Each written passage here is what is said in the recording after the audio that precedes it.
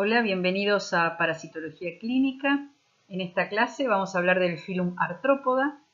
Nos vamos a meter en la clase insecta porque, bueno, muchos miembros participan en la transmisión o producen enfermedades parasitarias.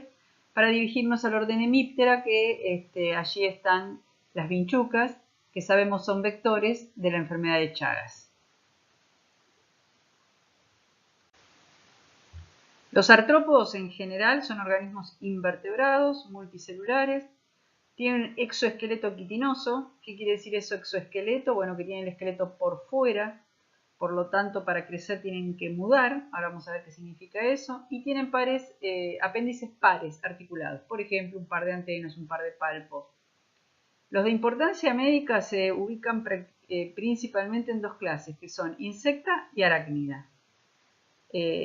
Se calcula que hay más de 1.200.000 especies de artrópodos descritas, la mayoría son insectos, y siendo entonces esta clase altamente exitosa. Estudiamos los artrópodos en esta asignatura porque pueden comportarse como parásitos, o sea, ellos mismos ser el agente etiológico de una parasitosis. Eso pasa con los piojos, pasa con Sarcoptes scabiei, que es el agente etiológico de la sarna humana, de Modex, que produce sarna demodésica. Pueden ser vectores de enfermedades parasitarias, como por ejemplo se comportan como vectores las vinchucas, que son hemípteros, que las vamos a ver ahora. Mosquitos, por ejemplo, vimos a mosquitos involucrados en la transmisión de filarias, los vamos a ver involucrados en malaria.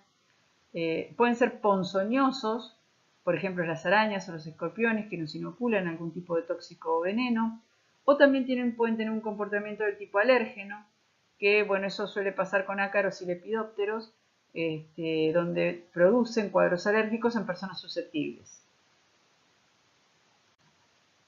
La palabra artrópodo viene del latín artron, articulación, pous, pie, es decir, pies articulados, y constituyen el filum más numeroso y diverso del reino animal.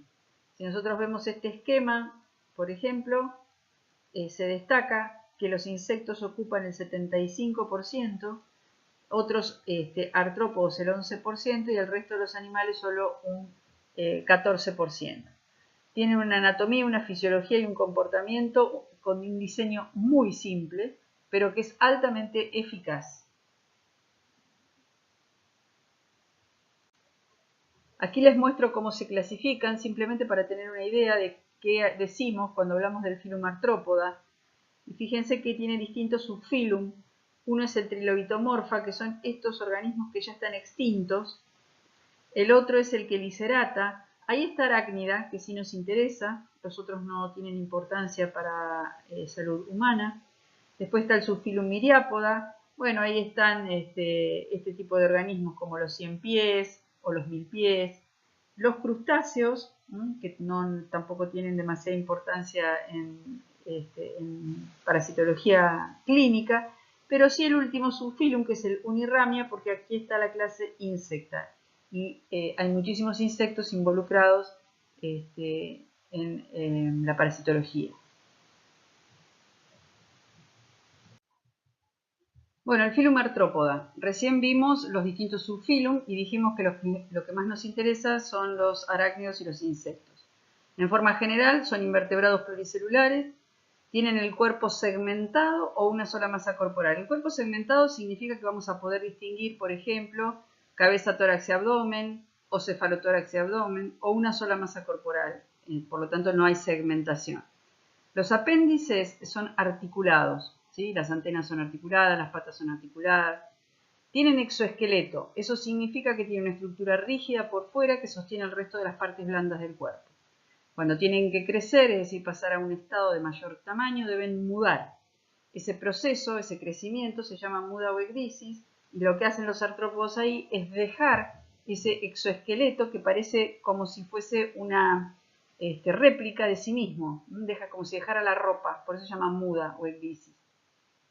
Tienen un sistema digestivo completo, boca, un intestino anterior, medio, posterior, un sistema circulatorio que es un corazón tubular, por donde la hemolinfa, es impulsada, y baña todos los órganos en forma lacunar. O sea, no tiene, como los vertebrados, no tienen un sistema de venas o arterias. El sistema nervioso es ganglionar, uno de los ganglios funciona como cerebro y el resto inerva el cuerpo para las distintas funciones. El sistema respiratorio puede ser a través de tráqueas o de branquias. Los órganos de los sentidos son muy complejos y son de sexos separados, mayoritariamente. Lo que les estoy mostrando aquí es una muda o ecdisis. Fíjense que el artrópodo que emerge deja ese exoesqueleto que es prácticamente un molde de sí mismo. En su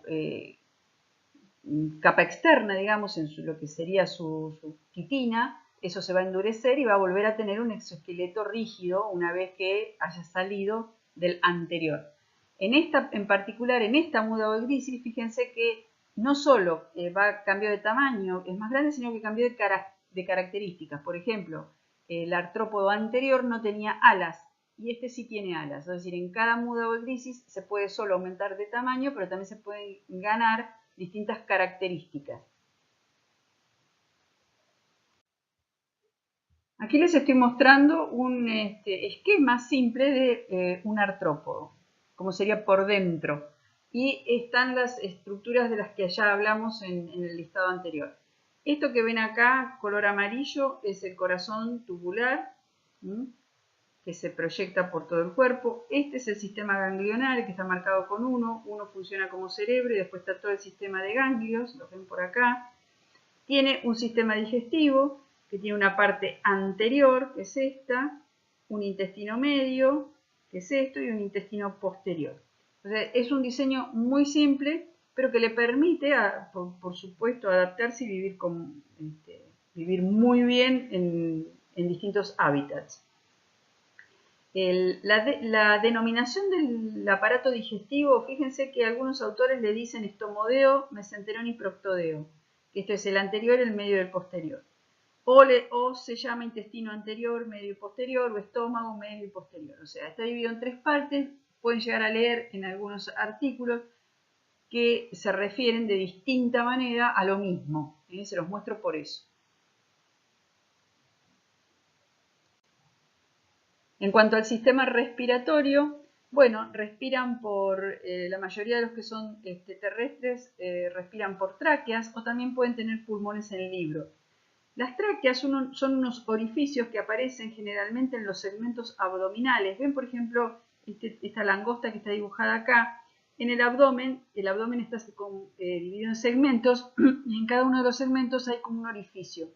Ese orificio se llama espiráculo, que es esto que se está mostrando acá, y por ahí entra el aire, y entra por un sistema de tubos muy parecidos a la estructura de las tráqueas, por eso se llama traqueal, que lo que hace es difundir el aire por todo el cuerpo del artrópodo, ¿sí? No es que tienen un sistema como el nuestro, donde la sangre debe pasar por pulmones para cargar, sino que difunde el aire a través de estos tubos de tipo traqueal. Hay otros sistemas, pulmones en libro, en varios órdenes de arácnidos, pero bueno, no nos vamos a meter en eso. Sí les muestro este sistema traqueal porque en muchos de los artrópodos que vamos a ver, estas tráqueas se ven. Por ejemplo, las van a ver claramente en los piojos, se ven al costado de los segmentos abdominales. Y además, porque es un sistema, este sistema de incorporación de aire es muy eficiente y se utiliza, por ejemplo, para combatir a los insectos. Cuando nosotros echamos en nuestra casa cualquier insecticida, por ejemplo, voy a usar una marca comercial, echamos Raid, eso viene formulado con un componente activo que va a matar a las moscas o a los mosquitos, pero además tienen componentes que se llaman volteantes, que ingresan rápidamente por el sistema respiratorio del artrópodo y lo voltean, es decir, le quitan movimiento. Entonces nosotros vemos que ese artrópodo se murió, o creemos que se murió, mientras el insecticida propiamente dicho hace su efecto. Si no estuviera formulado de esa manera, tardaría en morir si nosotros vaciaríamos el tarro de insecticida para verlo caer, porque nos parece sino que no está dando resultado. Entonces, Por ejemplo, en este control que se hace de los insectos ambientales, bueno, se utiliza este sistema respiratorio que es tan eficiente para poner componentes que sean volteantes y que rápidamente nos saquen a los artrópodos del ruedo y, bueno, nosotros creamos que los hemos matado. Les voy a contar las características básicas para diferenciar insectos de arácnidos. Es decir, nosotros sin ser biólogos vamos a poder saber, mirando un artrópodo, si pertenece a la clase insecta o a la clase arácnida. ¿Qué es lo que tenemos que mirar? Bueno, en el cuerpo tenemos que mirar qué tipo de divisiones tiene. Si nosotros distinguimos cabeza, tórax y abdomen, es un insecto. Los arácnidos tienen o dos segmentos corporales, por ejemplo, cefalotórax y abdomen. Eso tienen las arañas. ¿Ven acá hay una araña? Bueno, esta parte es un cefalotórax, es decir, es cabeza y tórax junto en un solo segmento y abdomen, lo que llamamos la cola de la araña. O puede ser una sola masa corporal. Este artrópodo que está acá es una sola masa corporal, porque estas son piezas bucales, esto que se ve acá arriba. Este es Sarcoptes scabiei hominis, es un ácaro, es del agente etiológico, como dijimos, de sarna. ¿Qué otra cosa tenemos que mirar? El número de patas. Los insectos tienen 3 pares de patas, los arácnidos tienen 4 pares de patas. O sea, si dibujan una araña le tienen que poner 8 patas. Las alas. La mayoría de los insectos tienen alas, la mayoría tienen 2 pares de alas. Hay también ápteros, o sea, hay insectos que no tienen alas. De hecho, vamos a ver algunos ejemplos de esto. Pero la mayoría son alados. Y en los arácnidos, la mayoría son ápteros, es decir, la mayoría no tienen alas. Algo que tenemos que saber es cómo se referencian los artrópodos para describirlos, porque si no uno se pierde, ¿sí? Cuando nosotros hablamos de las caras dorsal y ventral, dorsal es esta parte, es la parte de arriba, y ventral sería justamente la parte de abajo o del vientre, donde uno puede ver de dónde, por ejemplo, salen las patas, ¿sí? Entonces lo dorsal es lo de arriba, lo ventral es lo de abajo. Bueno, la región anterior es la cabeza o región cefálica. Después tienen, esto que está acá es un insecto, así que tiene cabeza, tórax y abdomen. La parte posterior del abdomen es el extremo caudal. Bueno, este es un coleóptero en particular, es lo que uno llamaría una especie de cascarudo. Otras referencias que tenemos que tener en cuenta es lo de apical y basal. Por ejemplo, esto que es un hemíptero, que ahora vamos a ver qué significa eso, que tiene alas, tiene 2 pares de alas. Este es un par superior y un par inferior. La primer parte de este par de alas es duro o rígido. Entonces, cuando uno lo describe, dice que la parte basal es coriácea y la parte apical es membranosa. Si no sabemos a qué nos estamos refiriendo con basal y apical, no entendemos lo que estamos describiendo. O sea, tenemos que amigarnos con este tipo de referencias para poder explicar las características del artrópodo que estamos observando. Bueno, los insectos tienen un tipo de ciclo evolutivo que se conoce como metamorfosis. La palabra metamorfosis está restringida a la clase insecta. Solo se habla de metamorfosis para los insectos en biología, no para los arácnidos. Bueno, la palabra metamorfosis se ha utilizado también mucho, ni que hablar en la literatura, ¿no es cierto? Y es como un sinónimo de cambio, de transformación. Por ejemplo, lo que les estoy mostrando acá es la tapa de una de las ediciones de la Metamorfosis de Kafka, que no sé si lo leyeron, y si no lo leyeron se los recomiendo. En esta edición en particular los dibujos son de Luis Scafati, que es un dibujante argentino que dibuja tremendamente bien. Por ejemplo, Scafati dibujó, o sea, hizo toda la ilustración de un libro de Gustavo Roldán, que se llama Dragón, y ahí está la bendición del dragón. Está la bendición y está la maldición, pero yo les voy a regalar la bendición del dragón, pero para hacerse de ese regalo la van a tener que ir a buscar. Recuerden, Gustavo Roldán, Bendición de Dragón. Bueno, volviendo a la metamorfosis de los insectos, vamos a entender qué es la metamorfosis completa. Se habla de metamorfosis completa e incompleta. Bueno, la completa tiene como etapas, es decir, hay adultos, hacen metamorfosis completa los mosquitos, por ejemplo. Entonces hay adultos, ¿sí? Hay machos y hembras que copulan y ponen huevos. Entonces venimos acá. Del huevo nace una larva 1, que muda a larva 2, que muda a larva 3, que muda a larva 4. Esto de abajo está indicando las etapas madurativas, en que el color va aumentando de acuerdo a cómo va madurando, se va evolucionando el ciclo biológico. ¿Qué pasa con la larva 4? En pupa. El estado de pupa es un estado quiescente, de muy bajo metabolismo, pero de gran transformación.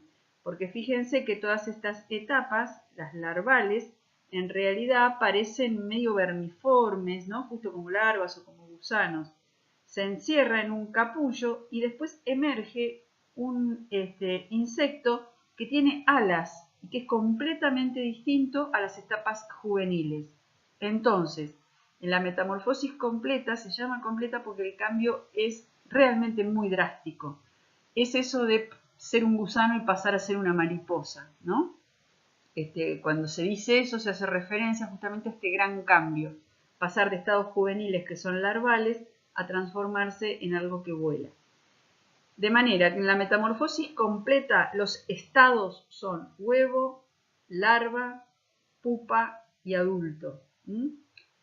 Y bueno, por ejemplo, larva con 4 estadios. Además de estas transformaciones, en general también los insectos que tienen metamorfosis completa viven en hábitats diferentes en estas etapas y por lo tanto en general tampoco compiten por alimento.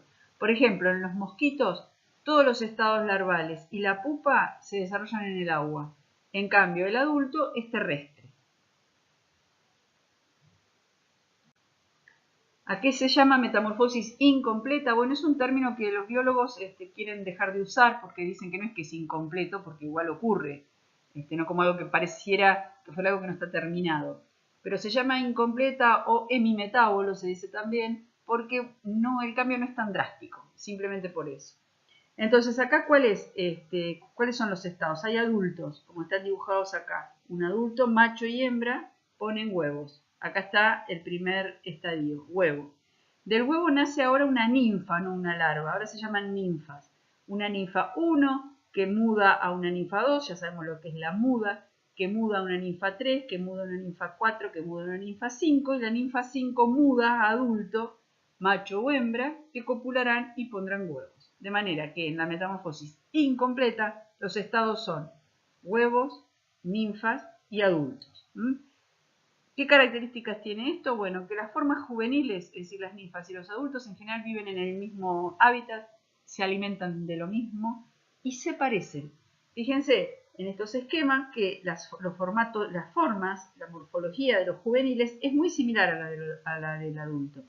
En general los juveniles carecen de alas si el adulto es alado y en general en los juveniles no se distingue el sexo, que recién se hace más notable en los adultos. Pero después son muy parecidos, son como las versiones más pequeñas de sus padres. Les muestro aquí unos ejemplos de metamorfosis completa e incompleta. Por ejemplo, las moscas hacen metamorfosis completa, ponen huevos, los huevos nacen larvas, algunas moscas ponen larvas directamente, empupan y llegan al adulto. Los mosquitos también, incluso las etapas de huevo, larva y pupa se desarrollan en el agua, en el caso de los mosquitos. Y aquí tenemos a los triatomas, que es lo que vamos a ver hoy, que son las vinchucas, donde hay adultos o imagos, es sinónimo, machos y hembras que ponen huevos, ¿sí? Nace una ninfa 1, todo lo que vimos recién, los distintos estados ninfales, para finalmente mudar y llegar a adulto, macho y hembra que copulan y la hembra pone huevos. Entonces, estamos en el filum Arthropoda, vamos el subfilum Uniramia porque queremos ir hacia los insectos, clase insecta, y nos vamos a meter en el orden Hemiptera. Vamos a ver qué significa eso porque queremos llegar a hablar en la clase de hoy de vinchucas, que son los vectores del Trypanosoma cruzi, agente etiológico de la enfermedad de Chagas. Bueno, orden hemíptera. Hemíptero viene de hemi, ala, porque áptero, héptero significa ala. O sea, decir hemíptera significa que tiene una medio ala, viene de ahí el nombre. Así que eso nos va a ayudar a recordarlo. Son insectos, ya sabemos, así que tienen cabeza, tórax y abdomen. La cabeza es pequeña, tiene un par de ojos, a veces tienen otros ojos atrás que se llaman ocelos, que distinguen luces y sombras, eso depende de cada artrópodo. Y bueno, fíjense que tiene antenas, que las antenas son articuladas. Ya vimos que los apéndices eran articulados. Esa es la cabeza. El tórax de los hemípteros es muy prominente, todo esto es tórax, incluso no se ve en su totalidad. Y se dice que está dividido en protórax, mesotórax y un metatórax que estaría debajo de las alas. Bueno, la cuestión es que cuando uno mira el tórax, ese tórax es prominente y en general tiene una figura geométrica, muy trapezoidal o hexagonal. En este caso se ve muy trapezoidal, ¿verdad? O bueno, también bastante hexagonal. Generalmente entonces tienen dos pares de alas. El primer par es un hemiélitro, es decir, una hemiala que tiene una parte basal dura o coriácea y una parte apical membranosa. El segundo par es totalmente membranoso, están plegadas sobre el abdomen. Tienen metamorfosis incompleta y tienen un aparato bucal que se dice picador chupador porque está adaptado a la alimentación líquida. Eso pasa con los hemípteros. Tiene una trompa que se llama trompa picadora o probóscide, que está adaptada a la alimentación líquida y que tiene muchísima importancia porque la morfología de esa probóscide nos va a decir si el hemíptero que estamos mirando puede ser o no un vector del Trypanosoma cruzi. Y estas son las probóscides de las que hablábamos. Estamos mirando, esta es la cabeza, le falta todo el cuerpo acá. Que ahora lo dibujo así me entretengo. Vamos a poner unas alas. Esta es la cabeza del hemíptero y tiene una probóscide que está plegada ventralmente. Fíjense que esta probóscide es sumamente larga y si uno cuenta los segmentos va a tener 4 segmentos. Si uno la mira a la lupa va a poder ver 4 segmentos. Acá está la probóscide otra vez en este que también está de perfil. Esta probóscide muy larga con 4 segmentos y que sobrepasa la inserción del primer par de patas, porque si esto estuviera completo acá veríamos la inserción ya del primer par de coxas, en la primera coxa, la primera pata. Esto, 4 segmentos y tan larga, es un fitófago, no nos interesa. Los hemípterofitófagos los estudian más los agrónomos porque la mayoría son plagas de cultivos, por ejemplo. El otro tipo de probóscide es esta que ven acá, que es curva. Es corta, es una probóscide corta, parece un gancho, tiene 3 segmentos, 1, 2 y 3. No sobrepasa la inserción del primer par de patas, pero es curva. ¿Sí? Fíjense acá cómo está atacando este predador a otro insecto. ¿Ven la probóscide bien curva acá?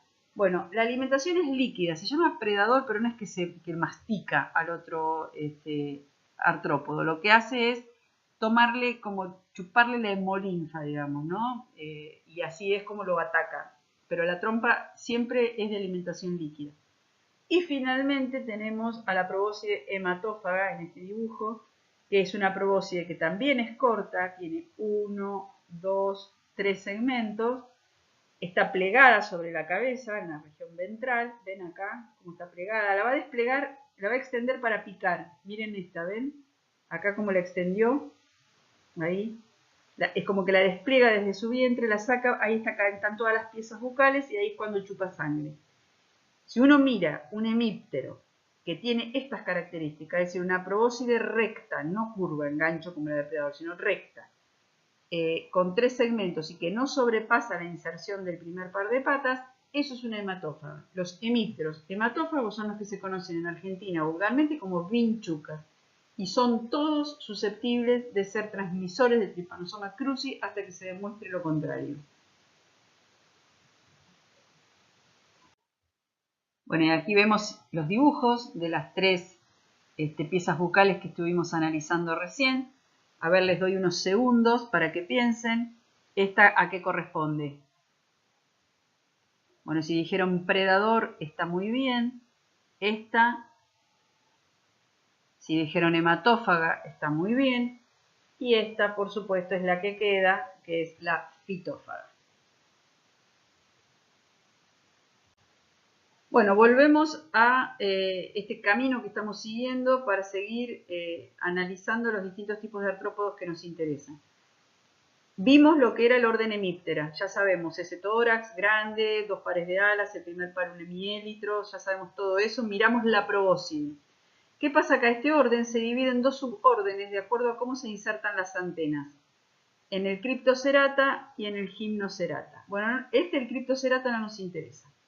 Eso significa acá, el Gymnocerata, que las antenas están en fosas y salen como desnudas. Por eso viene esto de gimno. Gimno, ¿ustedes saben por qué se dice gimnasia? Bueno, gimnasia viene del hecho de que los griegos practicaban deportes desnudos. Entonces gimno significa desnudo. Entonces el orden Gymnocerata tiene que ver con esas antenas desnudas. Bien, todo tiene que ver con todo, ¿vieron? Bueno, dentro del suborden Gymnocerata hay 2 familias de interés sanitario. Una es los cimícidos, que son las chinches de cama, y otra es las redúvidos. Los redúvidos son hemípteros, que son predadores y hematófagos. O sea, acá dentro de los redúvidos están todos esos probóscides que vimos, predadoras y también las hematófagas. Pero a nosotros nos interesan las hematófagas. Entonces nos quedamos con la subfamilia Triatomine. Cuando nosotros decimos triatomíneos, así, porque triatoma también es un género, pero si decimos triatomíneos, nos estamos refiriendo a todos los géneros y especies de la familia Triatomine. En esta subfamilia Triatomine, están todos los hemípteros hematófagos. Se calcula que hay unas 138 especies, suelen aparecer alguna especie nueva que no había sido descrita, hasta un par de años se describió una nueva, por ejemplo, y tienen una sistemática bastante complicada, están divididos en tribus, en géneros, no importa. Los géneros que a nosotros nos interesan de estos hemípteros, hematófagos, agentes, transmisores de Trypanosoma cruzi, son los géneros Triatoma, Pastrongyllus y Rhodius. Bueno, ¿cómo son estos triatomíneos, estos hemípteros hematófagos? Hay especies salvajes, peridomiciliarias y domiciliarias. ¿Esto qué quiere decir? Que hay especies que viven en el ámbito silvestre, son hematófagos, o sea que toman sangre, van a estar siempre asociados a algún hospedador que les brinde, que sea fuente de alimento. Entonces están en las cuevas de los roedores o en los nidos de los pájaros, que es cercanos a una fuente de alimentación, o en nuestras casas.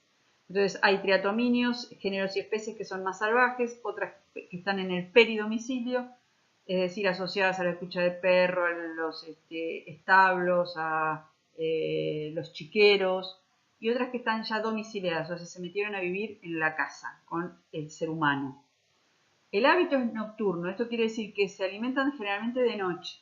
Cuando las personas duermen, las vinchucas se alimentan. Ya dijimos, bueno, que son hematófagos, pueden resistir largos periodos de ayuno, eso le da una sobrevida importante. Viven en refugios, ya dijimos, cercanos a una fuente de alimentación. Defecan inmediatamente después de alimentarse, y esto no es un dato menor, porque cuando están infectadas, la transmisión del Trypanosoma cruzi lo hacen a partir de la materia fecal.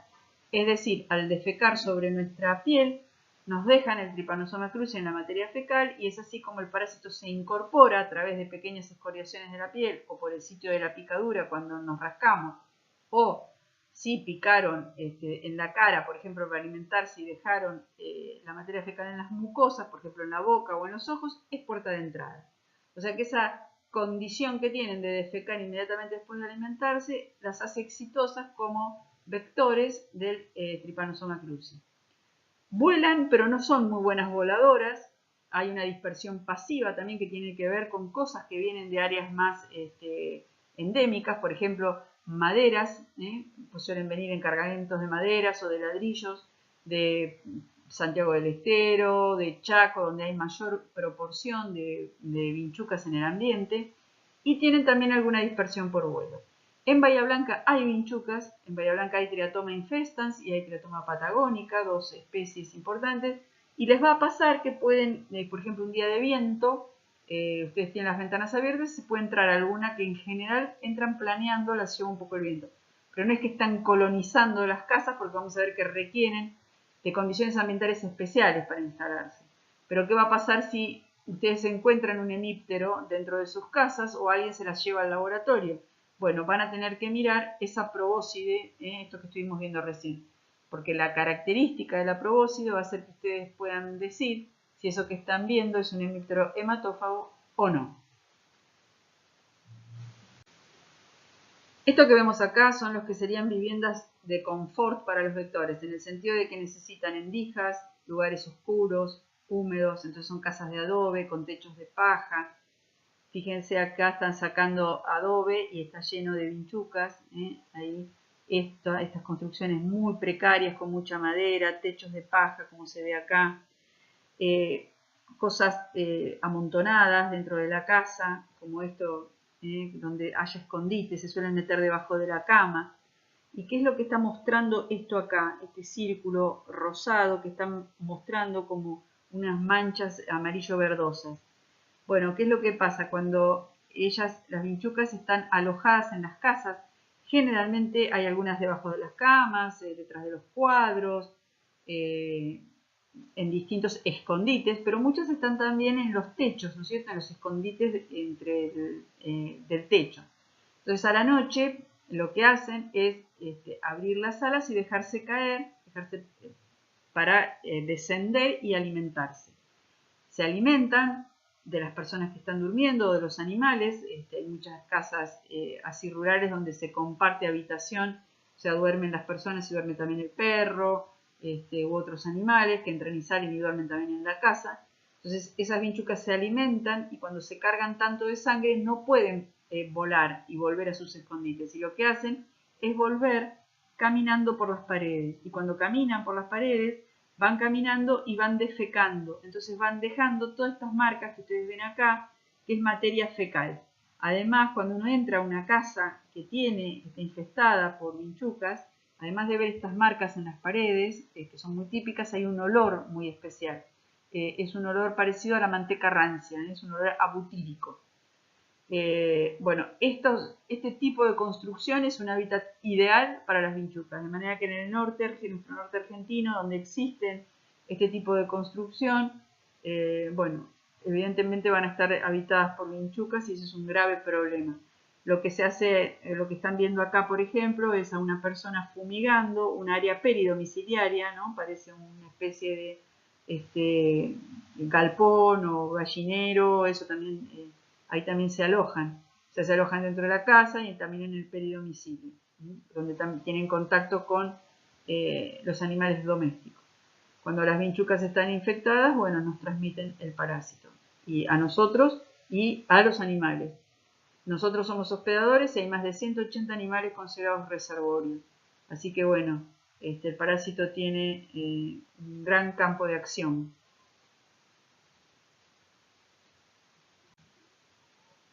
Esta es otra casa típica que pueden verse en paisaje rural, más pobre, donde, bueno, por supuesto, todo este tipo de cosas, así endijas, techo de paja, le permiten a las vinchucas esconderse y cohabitar junto con las personas.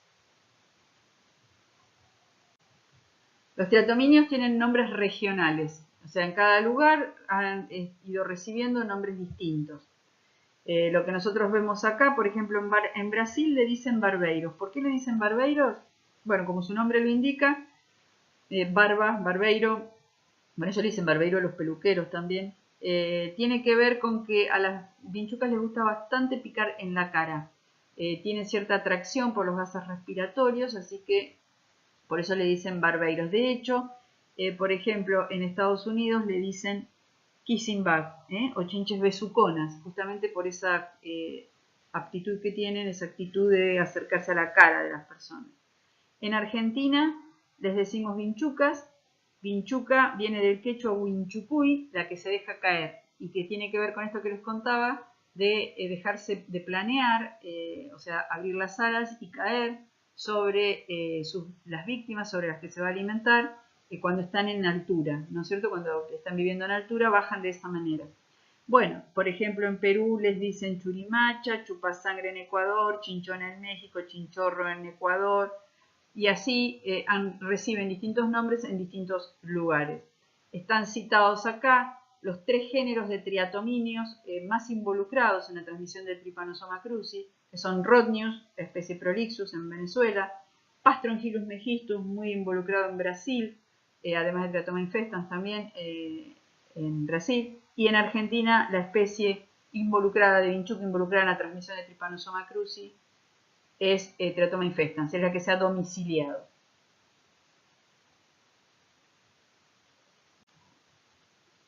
Dijimos hoy entonces que los triatominios tenían ecotopos que eran silvestres, peridomiciliarios o domiciliarios. Por lo tanto, hay un ciclo de la infección chagásica que es de tipo silvestre, donde los hospedadores vertebrados son hospedadores salvajes, tipo armadillos, mulitas, roedores, ¿sí? Con vinchucas que tienen hábitat silvestre y, bueno, por supuesto con el Trypanosoma cruzi, ¿no? Un ámbito, justamente como su nombre lo indica, más salvaje o silvestre. Este ámbito se conecta con el peridomiciliario, ¿verdad? Sobre todo por los animales sinantrópicos, los que se acercan a las casas. Entonces hay un ciclo peridomiciliario o doméstico rural que tiene que ver con hospedadores vertebrados como el hombre y los animales, domésticos y sinantrópicos, perros, gatos, cerdos, las vinchucas domiciliadas o peridomiciliadas y el Trypanosoma cruzi. El ciclo urbano de la infección tiene que ver con las otras formas de transmisión de la enfermedad de Chagas, que son las vías congénitas, las transfusiones, los trasplantes, los accidentes de laboratorio. Se está observando ya hace algunos años, y esto por ejemplo se presentó en un simposio internacional sobre enfermedades desatendidas en el 2017, que toda esta asociación con la ruralidad de las vinchucas está cambiando en el sentido de que se están urbanizando y se han encontrado, por ejemplo, en San Juan, triatomismo urbano, es decir, se encuentran alojándose en viviendas mucho más, en lugares justamente con más cantidad de gente, más urbanizado, no tan rural.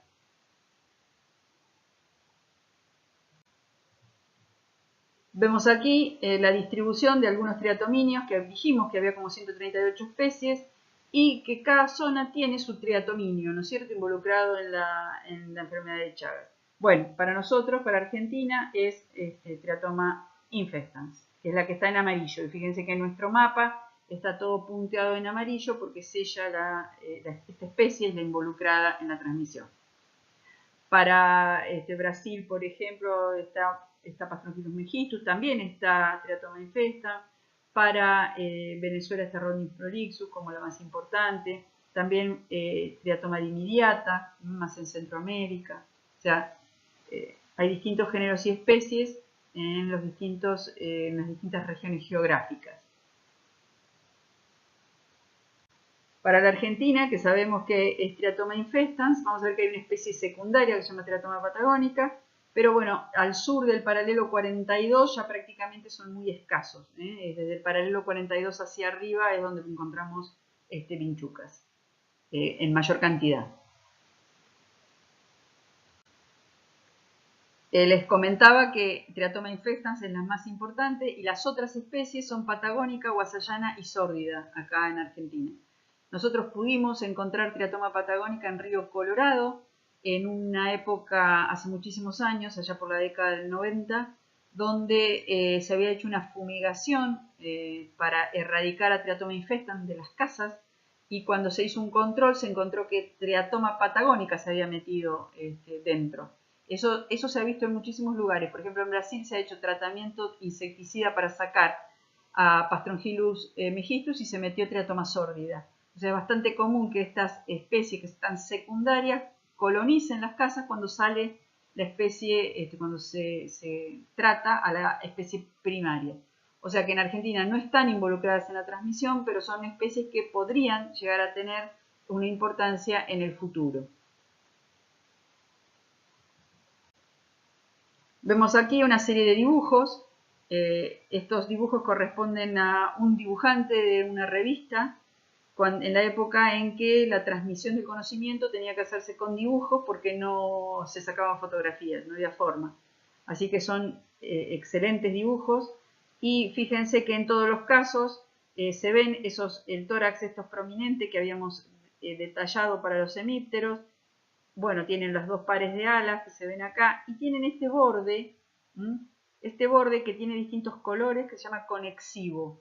Ahora lo vamos a ver más en detalle, pero esta misma estructura, esta misma característica, ustedes las van a poder encontrar tal vez en el jardín de sus casas, porque hay muchos hemípteros idénticos a esto. Lo que tienen que hacer es mirar la probóscide. Si la probóscide es una probóscide hematófaga, esa es de cuidado y es posible vector de la enfermedad de Chagas. De lo contrario, son especies que bien o son predadoras o son fitófagas.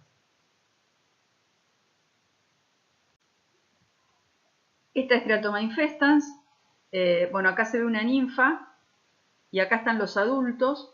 Esta es la hembra. Sabemos que es la hembra porque tiene en su terminación esto que ven acá, que es el aparato ovopositor, ¿sí? Que parece así como medio trilobulado, es el aparato ovopositor. Aquí la probóscide está proyectada hacia adelante, no está metida. Por ejemplo, acá en este que es un macho, la probóscide está ventralmente, o sea, plegada ventralmente como ocurre en el reposo y por eso no la vemos. Teratoma infestans, la hembra mide unos 3 centímetros, el macho es un poco más pequeño. El macho, fíjense que el extremo posterior es redondeado, la hembra tiene esa lobulación que es el aparato ovopositor. Miren el tórax, bien trapezoidal, unos ojos muy grandes, detrás de los ojos hay otro par de ojos que se llama ocelos, que ya les dije que distinguía luces y sombras. En las antenas se cuentan 4 segmentos, bueno, tiene un tórax, sí, dividido en pronoto, escutelo. Pero bueno, lo importante es que reconozcamos esta estructura bien trapezoidal del tórax, las características generales del hemíptero. Tiene, por supuesto, hemielitro y le miramos ese borde abdominal que se llama conexivo, que tiene distintos colores, tiene valor taxonómico, tiene distintos colores en distintos géneros y especies. En el caso de Teratoma infestans se alternan manchas amarillas y negras. En este video ustedes pueden ver, si lo miran, ahí tienen aquí está la dirección, si quieren entren y fíjense cómo hay vinchucas así a simple vista en el paraje El Gramillar, en Chaco, y niños, bueno, están con guantes y las están juntando. Realmente es alarmante. Esto se presentó en un evento científico para justamente mostrar la cantidad de estos teratominos que había en el lugar.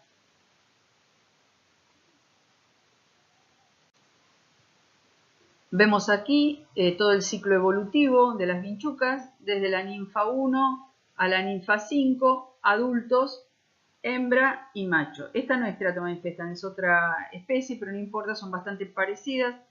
La ninfa 5 tiene esbozos alares, ¿sí? Las demás no tienen alas, por lo tanto no vuelan, y tampoco la ninfa 5 puede volar. Machos y hembras ya sabemos cómo los distinguimos. La hembra tiene este aparato opositor que lo estuvimos marcando recién. Todas las ninfas son sexualmente inmaduras. Recién nos damos cuenta del sexo en los adultos. Podemos hacer el dimorfismo sexual. Todas viven en el mismo ambiente, todas toman sangre y todas pueden transmitir el Trypanosoma cruzi. Es decir, no nacen infectadas. Esto es, una vinchuca hembra que tenga el Trypanosoma cruzi, que esté infectada, no transmite el parásito a la progenie, sino no es transovárico. Va a nacer una ninfa 1 que va a estar libre de Trypanosoma cruzi, pero cuanto esta ninfa se alimente de una persona o animal que tiene el Trypanosoma cruzi, se va a infectar y va a quedar infectada toda su vida. Todas las ninfas son capaces de transmitir el Trypanosoma cruzi a un nuevo hospedador, o sea, todas funcionan como vectores, y los adultos. En esta fotografía vemos distintos vinchucas, algunas son ninfas, y vemos huevos. Fíjense que los huevos miden alrededor de 2 milímetros y los que están rosados es porque todavía no han eclosionado. El corion es blanco, o sea, la cáscara es blanca, esto ya está eclosionado, o no está eclosionado porque está muy achatado. Acá ve que tiene como una bolladura. Bueno, estos huevos, cuanto más rosados, más cerca de la eclosión, o sea, de que esté por nacer la ninfa 1. Cuando uno entra a una casa donde hay vinchucas, uno puede encontrar todos los estadios. De hecho, se busca como un indicador de que la casa está infectada. Se pueden encontrar ninfas, adultos y, por supuesto, huevos. Aquí algunos ya están eclosionados, ¿sí? Y los rosados son los que todavía está la ninfa adentro. Cuanto más rosa, más cercano a la eclosión. Miren, acá hay una ninfa. Si miramos estos huevos en microscopía electrónica, por ejemplo, esto corresponde a Teratoma patagonica, vamos a ver el opérculo. Son operculados, parece un jarrón, ¿no? Una vasija. El opérculo se abre para que nazca la ninfa 1. ¿Ven? Aquí está naciendo la ninfa 1 que nace como envuelta en una membrana. De hecho, algunos autores querían ponerle a este estado ninfa 0. Bueno, por eso no prosperó. Les muestro aquí la probóscide de estos triatominos. Fíjense aquí extendida, qué bien se ve que tiene 3 segmentos, y en esta microscopía electrónica, como es la característica de la probóscide bien de frente, esto adentro están las piezas bucales que usa para alimentarse, y miren cómo se ven de bien los ojos, todos facetados, esos ojos grandes, y detrás hay otro par que llamamos celos que acá no los estamos viendo. Cuando se alimentan, esto es una ninfa, se cargan de sangre, miren, se hincha, está descrita, se describen como una uva, y dijimos que tenían gran capacidad de ayuno, y en parte tiene que ver porque son bastante voraces. Aquí vemos a un adulto alimentándose.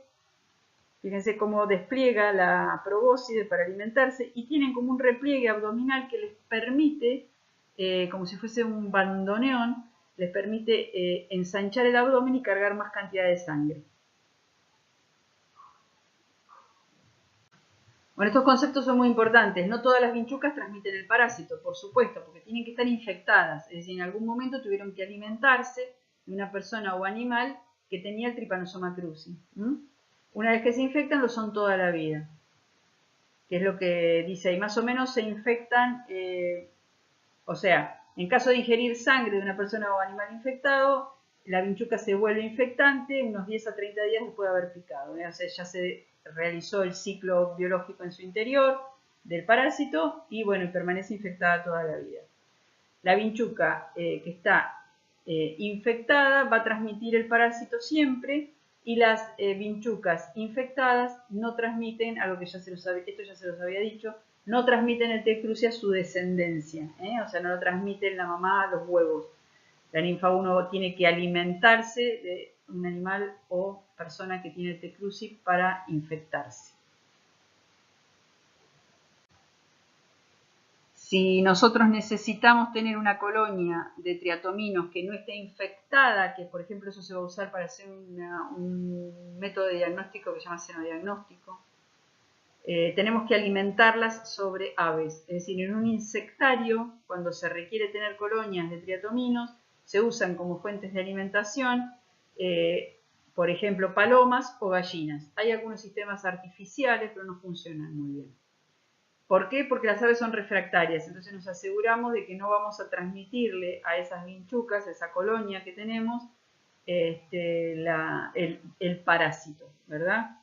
Y si nosotros queremos iniciar una colonia de triatominos libre de Trypanosoma cruzi, lo que podemos hacer es partir de huevos. Es decir, si nosotros tenemos huevos de triatominos y a partir de que empiecen a eclosionar alimentamos esas ninfas con aves, nos aseguramos de que no se infecte con T. cruzi. Bueno, ¿cuál es la importancia médica de los triatomíneos? Por un lado, las lesiones debidas a la picadura de la hematofagia. Supongamos que no tienen el Trypanosoma cruzi, que no están infectadas. Es el hecho ya de que se alimenten de sangre todo el tiempo va a producir cuadros de anemización, sobre todo en niños que estén habitando en la casa. Y por supuesto ronchas de tipo urticarial pruriginosa debidas a la picadura. Pero lo más importante es que son vectores biológicos del Trypanosoma cruzi, por lo tanto son transmisores de la enfermedad de Chagas. En este esquema vemos cómo se infectan las vinchucas. En la sangre de una persona o de un animal que tenga la infección chagásica circula esta forma del parásito del Trypanosoma cruzi que se llama tripomastigota. Cuando la vinchuca se alimenta de esos animales o de esas personas, se lleva esta forma tripomastigota. En el intestino medio de la vinchuca, esta forma tripomastigota pasa a epimastigota y se reproduce como epimastigota, es decir, aumenta el número y pasa al intestino posterior de la vinchuca en la forma de tripomastigota, de manera que cuando esta vinchuca va a alimentarse de una persona o animal y como tiene esa costumbre de alimentarse y defecar, al defecar deja tripomastigota sobre la piel de ese vertebrado y el ingreso de ese tripomastigota inicia el ciclo infeccioso de la enfermedad de Chagas. Bueno, en esta fotografía, en esta especie de cartilla, se establecen un poco algunas medidas que hay que tener en cuenta para el control y vigilancia de la enfermedad de Chagas. Y bueno, se trabaja mucho a nivel comunitario para esto. Es decir, no dejar a los animales dentro de la casa, como está acá, que las casas no sean casas que permitan el alojamiento de las vinchucas, mantener el patio limpio, se hacen fumigaciones, se les da telas impregnadas con insecticidas para poner sobre las camas, para poner en las ventanas y que las vinchucas no ingresen. Es decir, una serie de medidas que apuntan a no convivir con estos insectos. Entonces, mejores condiciones socioeconómicas, por supuesto, educación en salud. Y en otro sentido, bueno, el cribado de la sangre. Vamos a ver cuando estudiemos la enfermedad de Chagas que se puede transmitir por transfusión sanguínea, así que es muy importante el control de las bolsas de sangre, el control del embarazo neonatal para disminuir la transmisión materno-infantil. Bueno, les voy a contar brevemente que del Trypanosoma cruzi se sabe hace mucho tiempo. Hay momias de 9.000 años de antigüedad encontradas en el norte de Chile, la comunidad de Chinchorro, también en Perú, donde se ha encontrado ADN de Trypanosoma cruzi. Así que de la enfermedad chagásica hay data desde hace muchos años. Y también hay relatos de la época de la colonia relacionados con el vector. Por ejemplo, Fray Reginaldo de Lizarraga escribió que tenían un aguijón casi invisible con que pican y tan delicadamente que no se siente. De noche y después de apagada la lumbre. Bueno, vimos justamente que los triatominios tenían hábitos nocturnos. Y por supuesto tienen en ese proceso que ellos hacen de alimentarse de sangre, tienen en su proboscis anticoagulantes, anestésicos, que permiten justamente tener una alimentación posible, ¿no? Y además que nosotros no nos despertemos y ellos puedan alimentarse. Así que por eso tienen también cierto efecto anestésico. En este otro relato, Félix de Azara dice que bueno, era un escarabajo cuyo cuerpo es oval y muy aplastado, pero que se pone grueso como una uva. O sea, las descripciones son muy certeras. Y que tan pronto como la ha digerido la arroja. Esto habla de que defeca inmediatamente que comió. Y que mancha. Es cierto, la materia fecal deja una mancha marrón rojiza que es muy difícil de quitar. Por eso acá en este relato le dicen una mancha indeleble. Además hace referencia a que salen de noche, pero los individuos alados pueden, digamos, lo miden líneas y vuelan, lo que no hacen los pequeños. Bueno, justamente vimos que las ninfas no tenían alas y que desprenden un fuerte olor a chinche. Es ese olor que les decía que uno puede sentir en una casa infestada, que es como a manteca rancia. Bueno, se cree que Charles Darwin pudo haber muerto de una miocardiopatía chagásica. Él también hace una descripción, chinches grandes negras, que bueno, antes de efectuar la succión son muy delgadas, después se redondean, o sea, por ejemplo, hace referencia a que guardó una que se mantuvo como gorda durante meses, bueno, porque vimos también que tiene una capacidad de ayuno muy importante. Bueno, y vamos a terminar esta clase con este texto de Eduardo Galeano, Informe Clínico. Él lo escribió para el libro Chagas, una tragedia silenciosa para Médicos Sin Fronteras.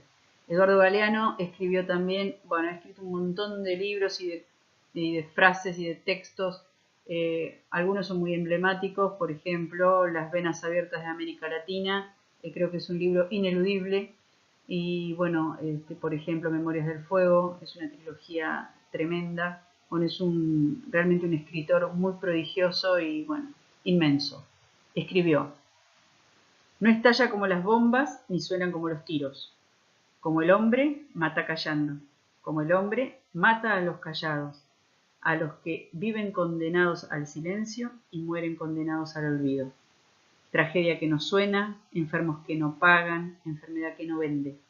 El mal de Chagas no es un negocio que atraiga a la industria farmacéutica, ni es tema que interese a los políticos ni a los periodistas.